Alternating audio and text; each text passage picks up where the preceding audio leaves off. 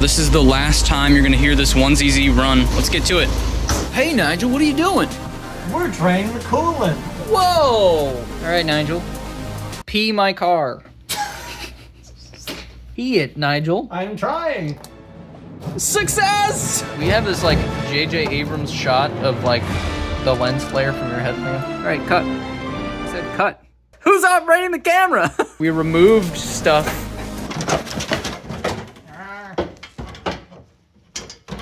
Are you good? Anyway, the crash bar did not want to come off. On the count of that. Nigel, Jesus Christ. I'm trying. Pretty much everything is out. I just shook the crap out of the cat until the flex pipes ripped off because they were 80% ripped off anyway.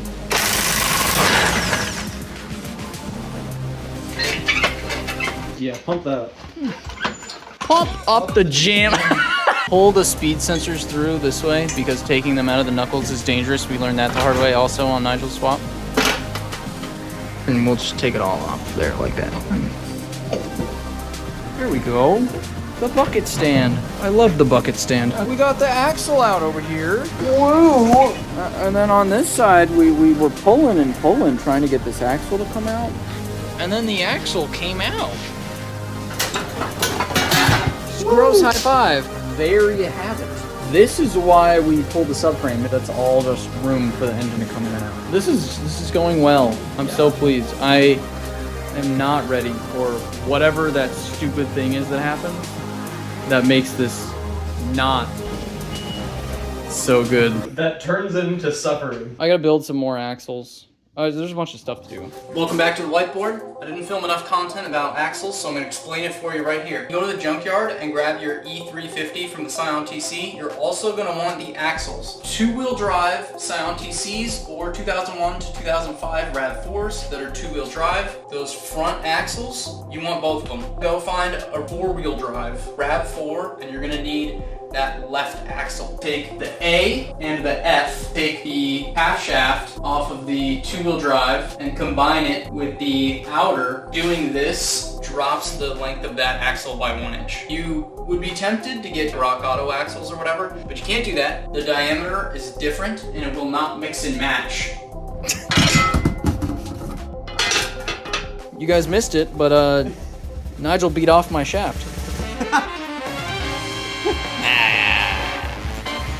We got all this wiring crap off of here and all the hoses and stuff are all disconnected. This is awesome. We have the crane out too. It's almost like we're about to actually pull this out. Oh yeah, we got the axle out over here and then oil came out, which I should have known that was gonna happen. We attached that. We got one of these here. I think it's on the motorcycle. Yep, we're sitting on the motorcycle jack.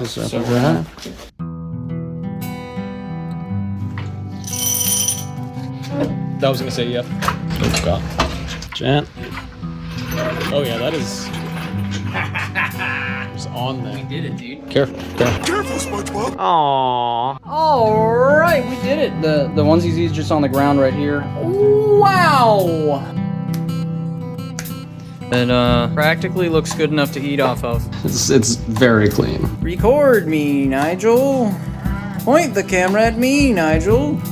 Come hither. Come closer. Close. Yet closer. So the flywheel has goo on it. And you remove the goo with a de-gooing goo. You see? We choose the steel flywheel. Because aluminum flywheels are bad for birds. Alright, the next thing I didn't film a lot of was the wiring. I don't want to explain the wiring too much in this video. Mark of Frankenstein Motorworks has an entire video showing you literally exactly what to do every single step of the way. That goes with a document that shows you literally everything to do every single step of the way. And he has some kits that can help you. But it was actually really easy for me to do this. And I highly recommend that you try it as well because it really wasn't that scary. Your original ECU for the 1ZZ is gonna control like your gauges, your power steering, and your other body electronics. And then you have like a engine side of the harness where you got like spark plugs, injectors, and all the other engine sensors and stuff. Those all go together. So when we do the swap, Mark of Frankenstein Motorworks actually made this genius little box which just talks on the Toyota Beam protocol. It's like a pre-CAN era sort of data protocol that the MR2 Spyder uses. And so this little Frankenstein Motorworks ECU, it'll control your gauges, your power steering, and your body electronics. So you just take all the wires that are originally going into the 1ZZ ECU, and you're basically gonna move them to go into this new box, which fits in your old 1ZZ ECU case. And then for the engine, that's all going to be managed by this 2AR ECU that you can get from Frankenstein Motorworks, which, as above, controls all your spark plugs, injectors, and listens to all the engine sensors, and all that kind of stuff. It's an oversimplification, but just so you get the idea of what's going on. And that's basically all I did. Alright, one thing Mark didn't mention in his video, because there was no AC in his video series, is that you need this connector off the 1ZZ harness. And you should probably do this before you do your wiring harness in the first place. So, you need that connector on the AC compressor to go on the 2AR harness. You only need one pin, so I'm gonna go ahead and D-pin that connector and put on this one. And if you're looking at your harness, it's this longest branch here and terminates at the end. This 4-pin connector, it's got these 2 little slots on the side. That slides right onto that connector there. So I'm gonna go ahead and D-pin this. After confusing everyone in the Discord, pin 2, which is this pin on the right, will go into pin 1 on the AC compressor, which if you look at it this way with the tab up, pin 1 is always this top left pin. And now we're outside prepping this to be power washed. And I cut these out of the way of the throttle body because Mark says it's worth a couple horsepower. So here's the transmission, the E350 from the first gen Scion TC, which is a 5-speed. It's lighter and cheaper and easier to get a limited slip differential for than the EB60. This is nearly ready to be installed. Ari's Toyota Corner, he made some mounts for this that goes with some of Mark's parts, the Frankenstein Motorworks. I am printing a template because I have to modify the firewall mount that came from Frankenstein Motorworks with a new bolt hole. You need to make the shift linkage, which Braden of Ari's Toyota Corner, he's going to send me a shift shaft, and then I'll be able to kind of prepare this to be all hooked back up to the shift cables that are right there. Tune in for tomorrow. All right, we're gonna show you how to put the 2AR in your Spyder. You like and subscribe. Tilt it like this. Oh, right.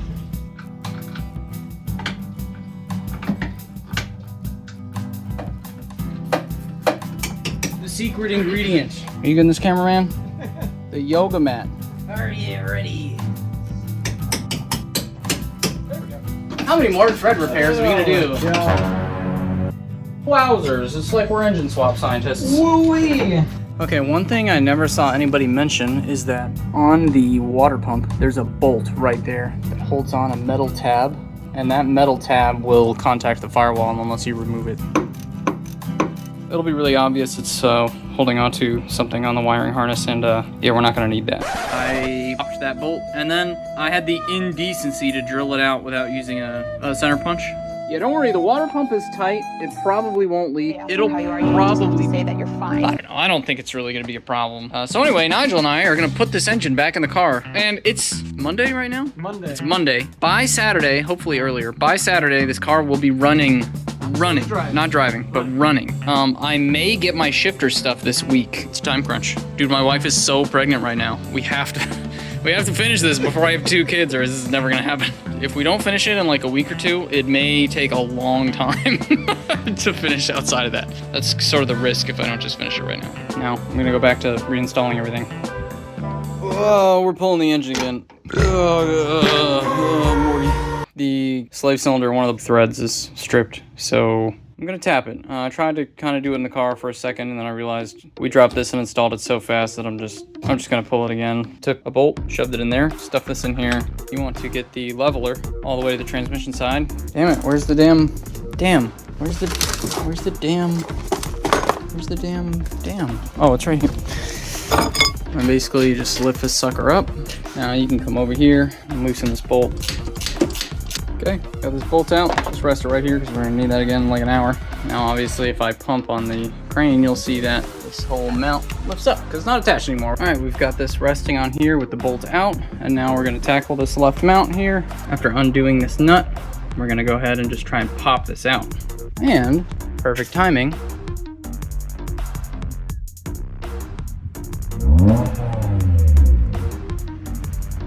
Too much stress on it. We gotta pick it up some, and then I will untwist it with my foot. Right,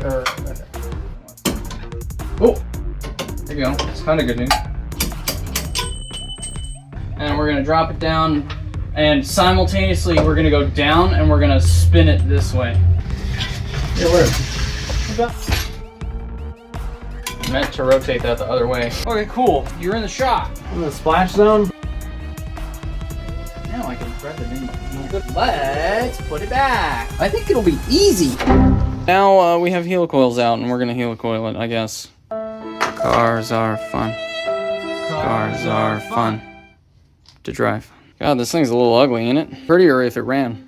All right, well, anyway, let's go. It would still look bad. All right, and now we've got these holes tapped with our M8125 STI tap, which is essentially a tap for when you're doing a helicoil. This little guy. And bring it over here and stick it in this little hole. Is it lined up? Don't ask questions like that, Nigel. You're scaring me. You're shaking my confidence. I'm gonna use the tap tool anyway. That's basically what you do. You just turn that until it's flush. I need to stop breaking my engine. Yes. Damn it. It's way past bedtime, but we're getting so much done. It's amazing. The slave is in, the AC compressor is in, the stupid hose back there is in. This heater core stuff, it's all routed. We got a 3/8 to 5/8 thing here. Whoa, so much has happened since the last time I took a video. If you look in here, there's some shifter brackety type things. The shifter cables will go in there in a minute. I put the shifter on, so I got that shifter from Ari's Toyota Corner. You might be familiar with his blog, My Garage is Cooler Than Yours, and it almost certainly is.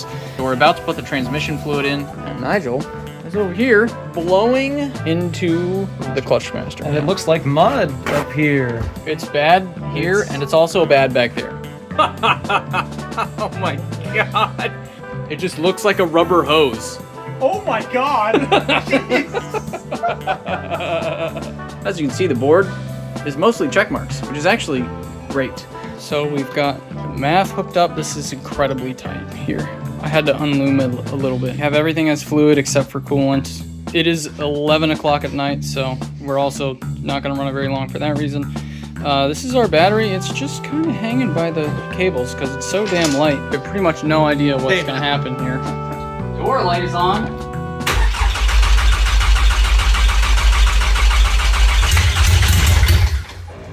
That is so deep. Dude, that's loud. It's gonna be so loud. It is going to be so loud. What is that sound?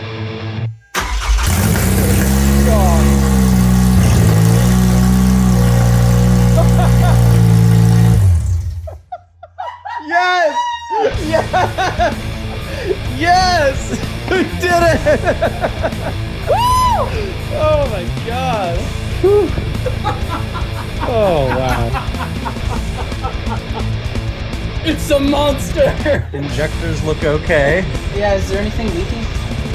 I don't see anything left. I think it's a car, man. God, it's a car! Nigel just bled the coolant. I have been grinding, and check this out. Whoa! When it's adapted to the narrow E with the Ari's Toyota Corner parts, which are possibly one-offs that you'll never see again. When this rotates to the right, it hits the linkage. So I grinded the weld off the back of this, and now we're going to move it like this. And then I'm just gonna weld it back up so it doesn't hit the shift linkage, which is kind of over here. It was a lot of grinding, and then I can use these little guys and some of this and make the shift linkage for going forward and back. We're making a battery box. I just got some angle from a hardware store and some straight steel, and I'm welding them together, and that is going to grab onto the battery like this, and we'll put this bar across the top. There is a thick layer of dust on the car. We're pretty much wrapping it up now. All the tools are off the top of the car. We are still missing an air filter, and we're still missing the O2 sensor, but there is now an exhaust. Should be drivable and very, very loud. This exhaust, I have it going straight through, and then I did put a cat back there, a little MagnaFlow cat, so. Oh, This is the first time trying to drive the 2AR swap. I've got this, just in case. Nigel's gonna come with me. Feels like a car, it's 25 here. Yeah. It's definitely loud. It's that red hang like all modern cars have. Yeah. So, if Mark can figure out how to delete that, that would be great. Oh, there's so much torque. That feels good. That's second gear.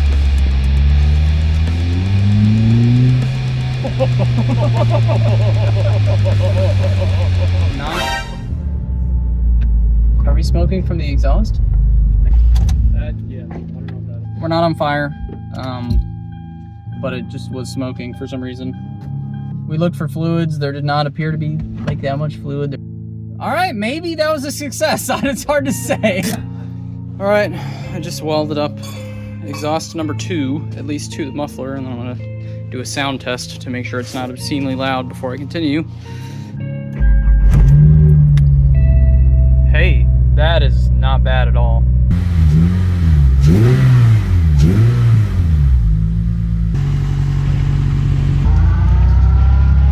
So that's much quieter, isn't it? This is so quiet. This is probably a little bit quieter than my 2ZZ.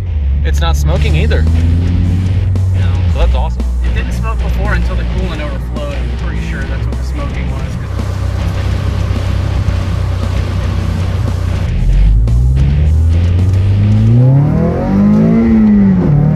Oh my god! Holy! That's the first time I've ever gotten into it at first. That was a first gear.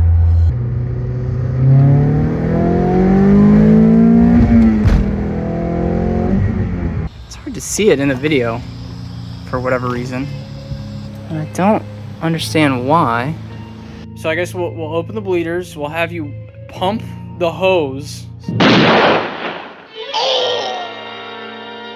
got me, pal. Oh, you got me. I'm a wide away.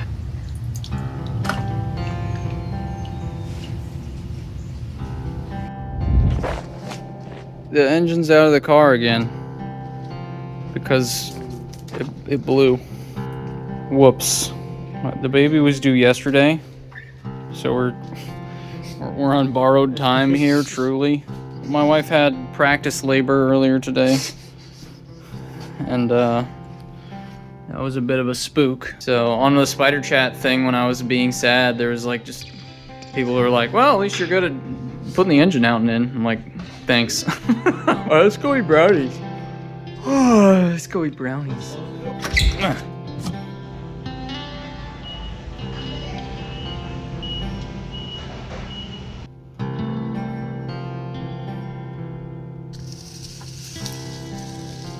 I haven't been filming much, so this is engine number 2. I'm putting it back in here. Nobody's here. Have not tried putting the engine in without any help before, but I told him not to come early.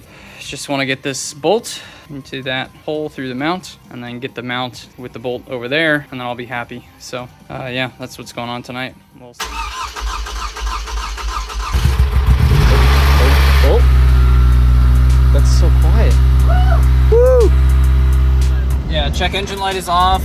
The alternator light is off. So this bean controller's working, and my wiring looks to be good too. Heck yeah.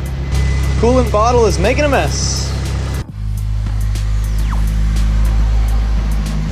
No bubbles. No bubbles.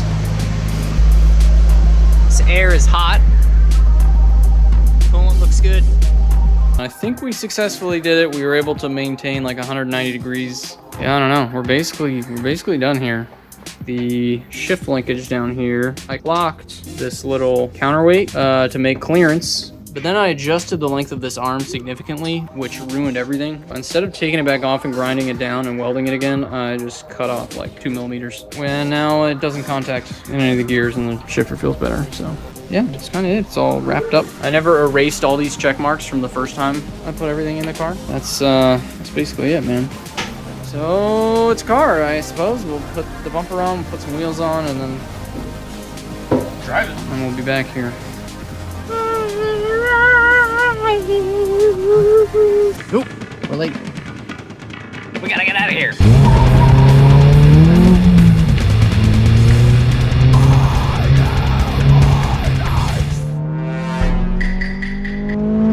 you so much for watching 4 months of my life condensed into 20 minutes. An engine swap is one of the things I wanted to do most ever since I bought this car, and it was the kind of big project I had always wanted to do. So I put a lot of effort into this video, and I hope it shows. If you got all the way to this point and you haven't subscribed yet, please do. Don't forget, there's going to be a dyno video coming up. My friend with a 2ZZ Spyder is going to review the difference between the 2ZZ and the 2AR. And a whole bunch of other videos are planned, so make sure you come back for more. Also, peep my awards. Yo, watch my autocross videos. I drive pretty good. Good enough to get an award. Good enough to get 5th place. Yeah, that's right. They give out awards for 5th place.